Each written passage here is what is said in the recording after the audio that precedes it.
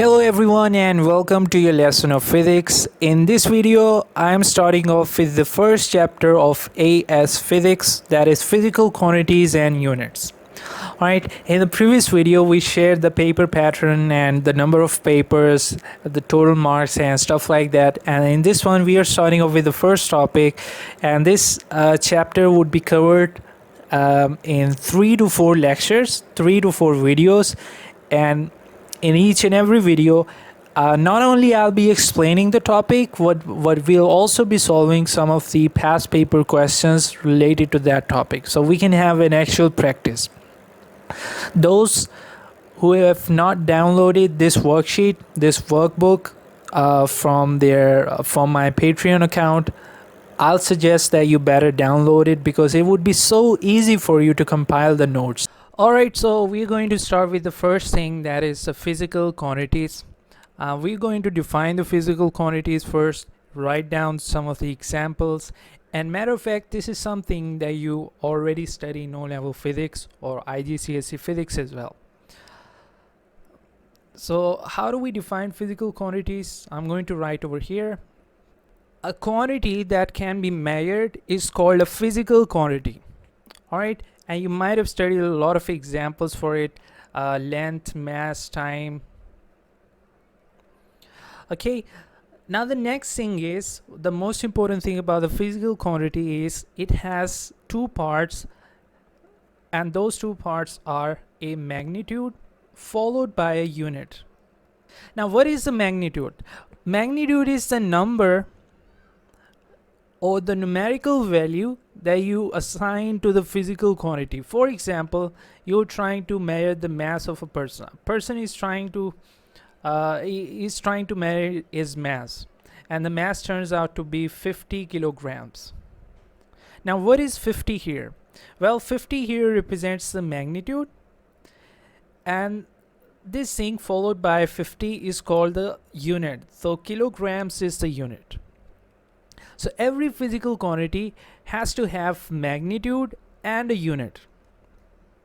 Alright, and what is a unit? Unit is basically a comparison. We study that in O-level physics in details. A unit is a comparison. So we have set a standard for like 1 kilogram, and that standard, we compare the physical quantity with that standard. So when we are comparing the mass, when we are finding the mass of the person, which turns out to be 50 kilograms, so we are comparing with a standard mass of 1 kilogram. So we set a standard first, and then we compare the physical quantity with that standard. Then we find out how many times the numeric value is of the unit. So 50 kilograms mean the mass of the person is 50 times the value of the standard.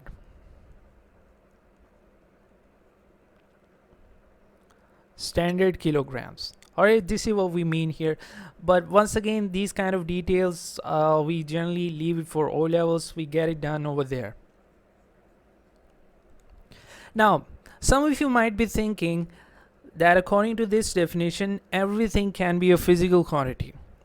And what would be the quantities which cannot be measured, or what would be in some sense which you can say non-physical quantities? Well, think about it. The emotions, all the emotions, it can be love, fear, hatred, excitement, stuff like that. These are the quantities that you cannot assign a magnitude and a unit. For example, someone tells you, I'm so excited today.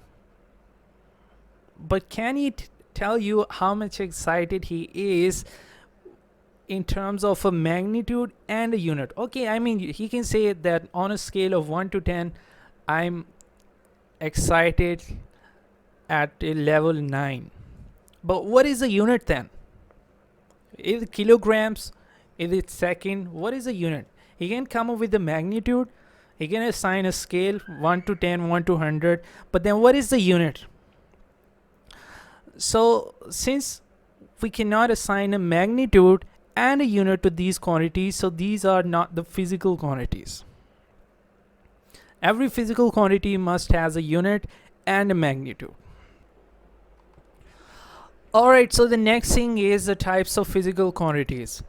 Now the first thing that you need to realize, there are different ways that you can classify the physical quantities. You can classify them in terms of if they need a direction or not. So that would be scalar and vector.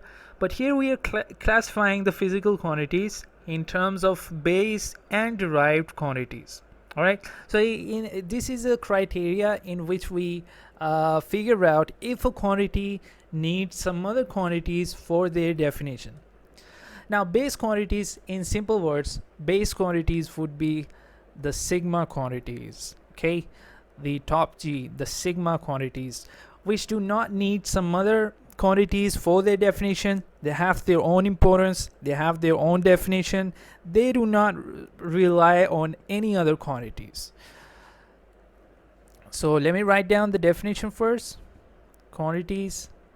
Alright, so here I have written the definition of base quantities as well as the derived quantities, and in that context you can refer derived quantities to bottom G's. Okay, so these are the quantities, the derived one, which will need base quantities for their definition. Now, what are the examples? Let's talk about mass or time. And you see the unit of mass kilograms, and the standard unit of mass kilograms, standard unit of time seconds. Now these are the fundamental units. You cannot break down seconds into further simpler units, or you cannot break down kilograms into further simpler units. Alright, so these are the fundamental quantities, and the units are called the base units.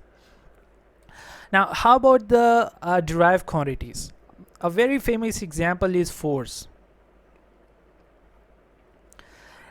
Now, how do you define force? You might have studied a lot of formulas for force, like force in terms of acceleration, force in terms of momentum, force in terms of spring constant and extension, force in terms of pressure. So there are a lot of definitions, a lot of units for force. So a famous one is force equals to mass times acceleration. Now if you write down the units, you see the quantity force is being defined in terms of mass and acceleration. What is the unit of mass? The standard unit is kilograms. Then you see acceleration. For acceleration, we define acceleration in terms of rate of change of velocity. So we're defining the acceleration in terms of velocity and time. Time is a base quantity, so it can be defined into its own terms. It cannot be broken down in any further, but speed or velocity can be further explained or can be further broken down into the terms of displacement. So velocity would be the rate of change of displacement. So you see, any velocity, whether it be final or initial, you define it in terms of displacement. So the thing is, you started off force, then you found out force can be explained in terms of mass and acceleration. So forget about the mass. Mass is a base quantity, it cannot be further broken down, but acceleration can be further broken down. And you define acceleration in terms of velocity and time. Time is a base, it cannot be broken down, but velocity can further be broken down in terms of displacement. And then what is displacement? Displacement is a length, and length is a base quantity which we define, which we measure in the standard units of meters. In your syllabus, matter of fact, in physics we have 7 base quantities that you need to memorize as it is.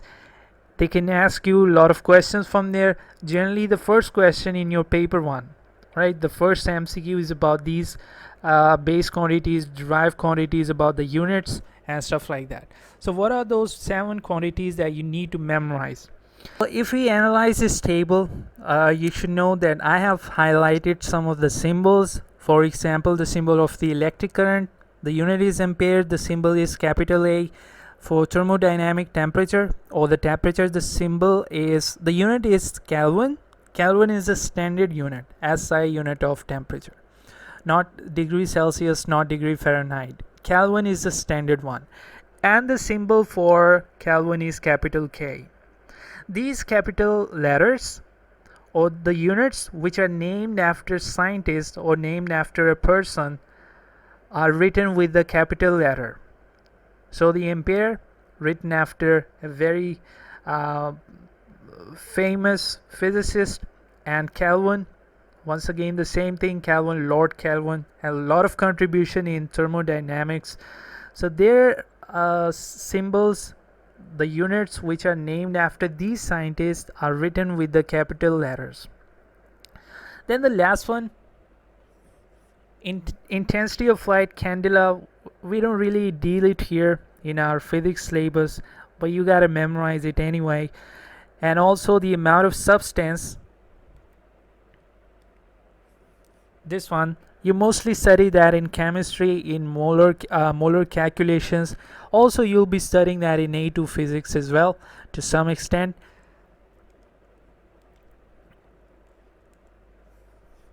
And for this one, the electric current. So you should keep in your mind, when we refer to current, we should be referring to electric current if we are measuring it in amperes. For example, you might have studied convection current in air, convection current in liquids in which the hot air rises, cool air sinks, and the disturbance takes place. There's a kind of a circular motion that we call current. So current simply means disturbance or the flow. Okay, when we refer to electric current, only then we measure it in amperes, because that is the flow of charges. So convection current in air, convection current in liquids, those are not measured in amperes. Here we have the next topic, and this is a very important question. They generally ask you in paper 2 for 2 marks, sometimes for 3 marks, to represent the derived quantities in terms of the base quantities, and especially in terms of the base units. So for example, here we are starting off with the first one, and the physical quantity that we have is perimeter. Okay, so in these kind of questions, the question would be represent perimeter in terms of the base units. That's it. That is the question that you get from here. So what you have to do is you need to come up or recall the formula of perimeter. You can, come up with any formula of perimeter. For any shape. It can be of a circle, which we call circumference. It can be of rectangle, triangle. It can be for square, anything. So for example, I'm writing down the formula for the perimeter of a rectangle. So it'll be 2 times length plus width. Alright, so this is the first step. You write down the formula. And then what is the next step? In the next step, you ignore the constants and you insert the base units of the physical quantities. So you have length here, you have length here. So you add 2 lengths here. What do you get? The SI unit of length was meters, so you write meters plus meters. So what do you get as the answer? Not 2 meters, you get meters, because if you have 3 meters plus 2 meters, what do you get? You get 5 meters. So you write meters only once, not twice. Now similarly, you can use formula for perimeter of a circle, that is 2 pi r. Now we also call the circumference of the circle, that is the same thing. In the next step, you ignore the constants. 2 pi is a constant number, so you would not be having any unit. Radius is measured. Radius is basically length, a length between 2 points. There would be special points in terms of a circle, but that's something else. In any way, it would be the length. Length is measured in standard units of meters. So the final answer would be once again meters. So if you download the workbook from my Patreon account, you'll be finding all of these quantities, and there'll be boxes over there where you can practice to to derive the base units of these quantities. But here I'm going to explain a couple of examples. Let's start off with the let's talk about the acceleration. Now they ask you to express acceleration in terms of the base units. First thing, write down the formula of acceleration: v minus u divided by t. Then what is the unit of velocity? Meter per second, ms minus 1, minus initial velocity, final velocity, unit would be same.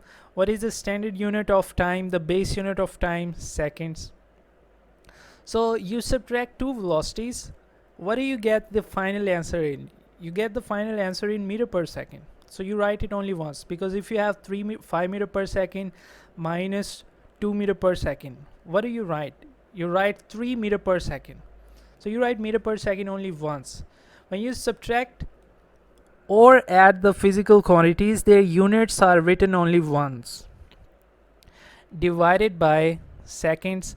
Then you apply the laws of indices. It would be s minus 1 minus 1. It would be ms minus 2. And matter of fact, this is a formula of acceleration that the unit of acceleration that we are already familiar with. But this is how we derive the unit. You can also derive it in terms of force and mass, and then you'll need to break down the force. Matter of fact, I should be showing for the force. Force is very important one. They ask you many times to break down force in terms of the base unit. So force is mass times acceleration. Then what is the standard unit of mass? Kilograms. Acceleration we already converted, ms minus 2. So force would be written as kg ms minus 2. At this point, kg ms minus 2, there's no unit that is outside the table of 7 base units. Kg, that was there in the table. Meters, that was there in the table. Second, that was there in the table. Had there been anything which was not part of the table, we would have to broke it down further. Okay, keep it in your mind. So I'll move on for some more examples for, let's say, energy. Okay, so energy, you can write down any formula of energy. It can be work done, it can be formula of elastic potential energy, formula of kinetic energy, formula of gravitational potential energy, anything. I'm writing energy in terms of work done, and work done can be written as F into D. Now, what is the base units of force? We just derived it. It was kg ms minus 2. So you write kg ms minus 2 here times distance would be in meters. So what are you left with? Kg m square s minus 2. So here you'll be finding plenty of examples where you can practice to convert these derived quantities into their base units. So I'll solve one of these examples. For example, resistance. So resistance, if you recall the Ohm's law, resistance equals to the ratio of voltage to current. And then what is the voltage? You would have studied the formula of voltage. Voltage is the work done per unit charge. So voltage is W over Q. So let us break down the volts into the base unit first. We'll insert the units of voltage over here. Then we'll write seconds over here, and then we can simplify. Now for the volts, it is work done per unit charge. So what was the work done? Or work done and energy, these are the same thing. The units were kg m2s minus 2. So I'm writing kg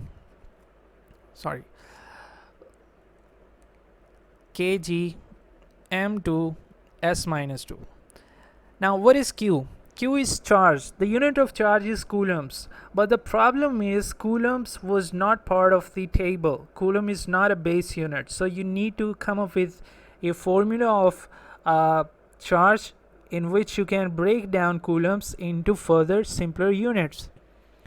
So how about this thing? Q equals to IT. From the very definition of current, we study that in O levels IGCSE physics. The SI unit of current is amperes, and for times it is seconds. So you write amperes seconds over here, and then you can simplify it a bit.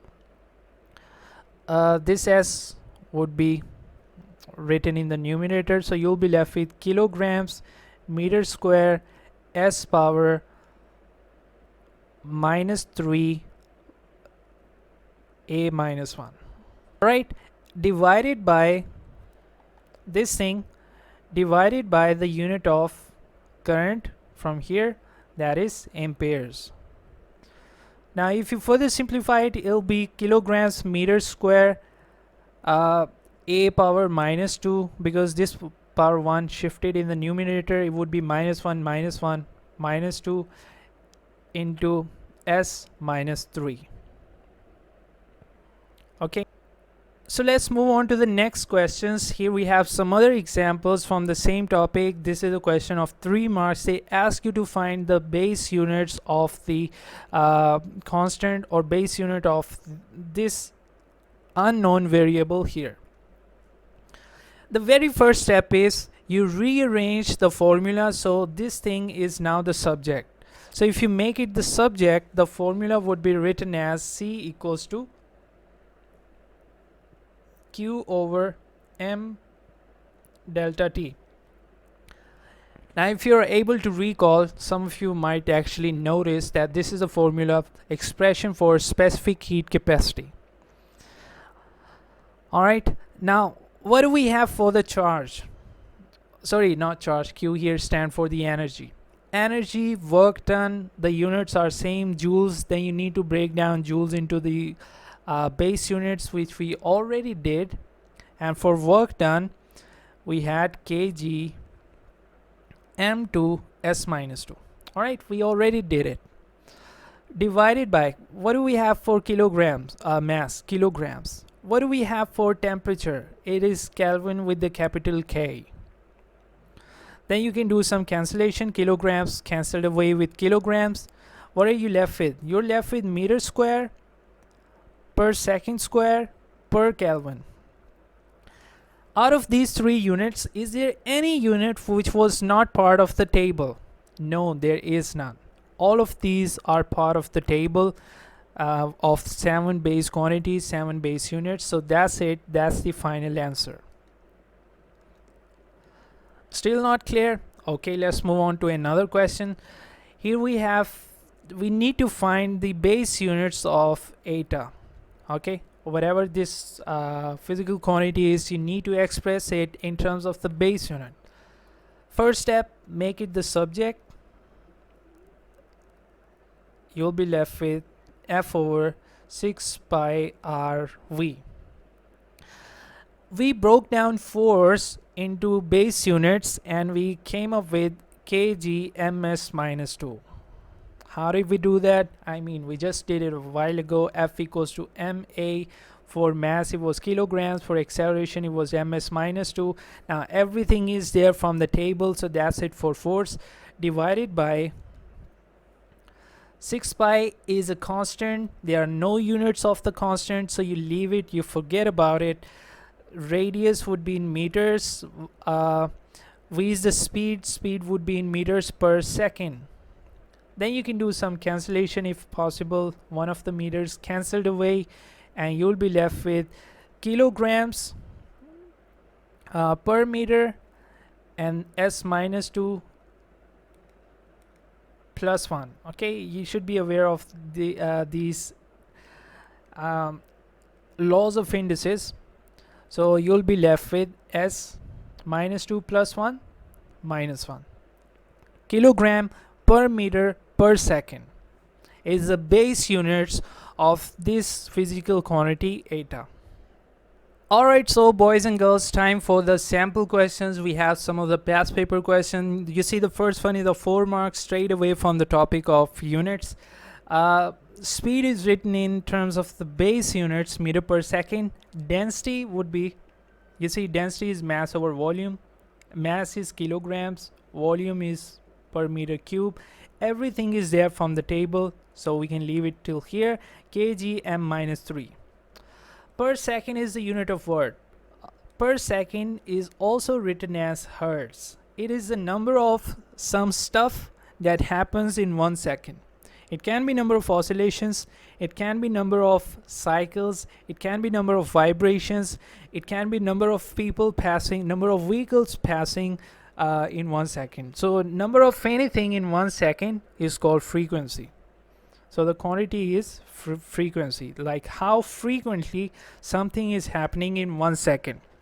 Then you have electric field strength. At this stage you may not be aware of it, but electric field strength is written as Newton per coulomb. Okay, the formula for the electric field strength, we study that F over Q, force per unit charge. Then you have the last one. In the last one you have product of two units, kilograms and meter per second. So mass times velocity, mass times speed. Now the students who have given exam for 2023 syllabus, they must be aware of it, that this is the unit of momentum.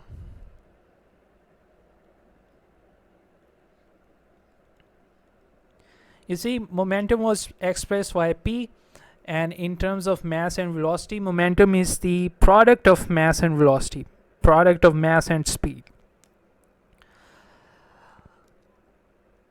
Okay, so moving on to the next one, two of the SI base units and base quantities and their units are mass and length.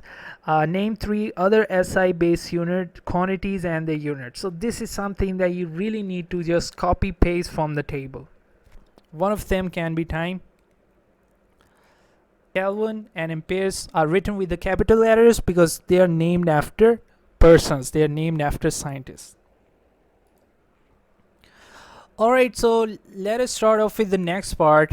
In this one, whatever the statement is, I'm going direct to the main thing. Use this expression to determine the derived units of pressure. Explain your working. You need to find the derived units of pressure. You write down the formula they have given already. Pressure equals to rho GH. Alright. After that, you insert the base units of all the physical quantities in the formula. So you have three quantities here: density, acceleration, and height. So the base units of density would be kilograms per cubic meters. So where does this come from? Density equals to mass over volume. The standard unit of mass is kilograms, and the standard unit of volume is cubic meters. This is where we get it from. Now what is the standard unit of acceleration? It is meter per second square. Whether it is free fall, acceleration of free fall, or horizontal acceleration, the unit would be same, ms minus 2. The third thing is height, which is the length, separation between 2 points. What is the standard unit? Meters. Now you can do some of the cancellation or just some of the simplification. Kilograms as it is m minus 3 m power 1 m power 1. Alright, so you combine the exponents using the laws of indices and you'll left with m minus 1 into s minus 2. So these are the SI base units of pressure.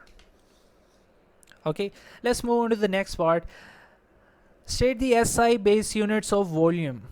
So first of all, you need to write down the formula of volume. Volume equals to length into width into height. A matter of fact, you can write down any formula of volume. You can write down the formula of volume of a sphere or anything. For example, if I write down the volume of a sphere, 4 over 3 pi r cube. Okay, so that should also give me the same answer. Let's start off with this one first. What is the standard base unit of length? Meters. Where do we get it from? From the table that we started off with. Alright, the table containing the base units of all the base quantities. Meters time meters time meters, because all of them are length, so you'll left with cubic meters. Now, if you use the formula for volume of a sphere, you have to ignore this part because this is a constant number, and a constant number does not have a unit. So all you'll be left with is cube of radius. Radius is basically, once again, the distance between 2 points. For radius, there would be a limitation on those points, but in any case, it is a distance. So the unit would be meters, and the cube of it, cubic meters. You get same answer whatever formula of volume you use. Okay, show that the SI base units of pressure are this one. Okay, so you can use the formula of liquid pressure, or the pressure equals to force over area. Any of the formula you can use. Now, what are the base units of force? These are kg ms minus 2. Okay, now some of you might be thinking, where do we get it from? We did it this way, that force equals to mass into acceleration. What is the standard unit of mass? Kilograms. What is the standard unit of acceleration? ms minus 2. Now, do we have any unit here that was not there in the table? No. So it means these are in the base units. Okay, these are from the base units. So this is what we get for the force, divided by, for area, it is the product of two lengths. So it would be meter square. Then you simplify it, kilograms per meter, s minus 2. All right, just some mathematics here, combining the powers and stuff like that. Moving on to the next part, we need to determine the base units of C. Now, what is C? C is a physical quantity that we don't know the name of. The very first step in these kind of questions is, and this is an important question, you see, for 3 marks. Okay, so what you do is you write down, you make that quantity the subject. All right, C is made the subject first. So what are you left with? You make C the subject, and the rearranged equation would be pi p r4 times t divided by 8 lv. Pi is a constant number, 8 is a constant number. You can ignore it from the equation. Other than that, you have to insert the base units of all these physical quantities, 1, 2, 3, 4, and 5. Let us start off with the pressure. Since we have converted pressure into base units already, so I'm just going to copy paste the same answer from there, kg m minus 1 s minus 2. kg m minus 1 s minus 2. Now, what do we have for the 4 times of radius? It would be meters raised to the power 4. Any kind of length, the base unit would be meters. The length can be radius, the length can be diameter, the length can be circumference. All right, any kind of length, the length can be displacement, the length can be distance, any kind of length, the base unit would be meters. For time, we have seconds divided by,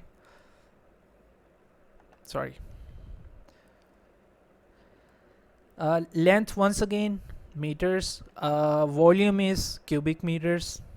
Then you have to do some cancellation, like meter raised to the power 4 cancelled away with meter raised to the power 4, and you'll be left with kilograms m minus 1 and s minus 1, because s2 s1 here, you combine them, you'll be left with s minus 1. And that is the answer for this one. So you see, that was a question of 3 marks. What are the steps? In the first step, you rearrange the equation to find the value of that constant. After that, you just insert the units of all the physical quantities that are there in the equation in terms of their base units. Like, for example, the pressure. For this pressure, you might be needed to apply the formula of pressure to find the base units. Right? But we had done it already. like in the previous part, so I just copy paste it from there. So that's it for today. That was the first video from this chapter, and in the next one I'll be starting off with the next topic, which is once again a very important one that goes by the title homogeneity of equations and check for homogeneity. A very important topic, and that we'll cover that in the next video. If you have not subscribed the channel so far, make sure you're doing it, and don't forget to like and share.